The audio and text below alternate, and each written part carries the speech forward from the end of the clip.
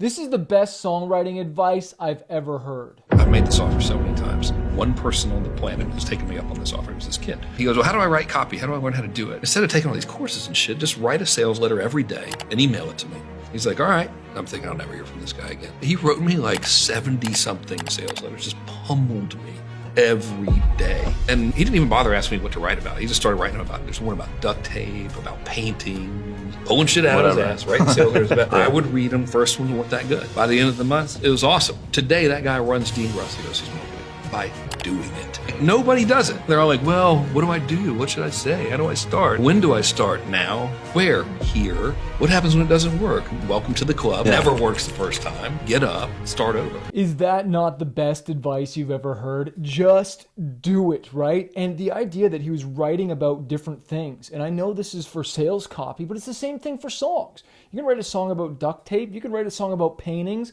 I write songs about skateboarding, relationships, food. There's songs about all kinds of crazy stuff.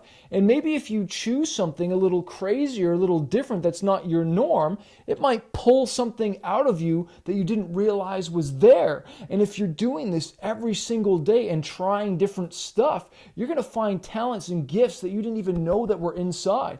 I try to write 1 to 2 songs a day, normally about 1.5. I normally get one good idea done and another half piece done, but I try and write every single day. And even when I had my 9 to 5, I was writing in the car on the way to work. I was writing on the way back, right? And I had to drive, and so I had to be careful not to hit anyone, but I make sure I had instrumentals and I was ready to go, and that was my time. So maybe you take the subway, maybe you take the train, maybe you Uber, maybe you fly, I don't know, but there is downtime, right? There's always downtime, but never let waiting time be wasted time. So when you're in that traffic, when you're in that lineup, when you're in those moments, those little middle moments, those could be moments where you can be sowing into your songwriting career. There's so many up and coming artists that want to get in this game of songwriting or just the music industry, but they spend the money in the wrong places, like Frank is talking about, which is like on courses and books, instead of doing the thing that's going to make you a better songwriter. He's talking about copywriting, but it's the same thing for songs.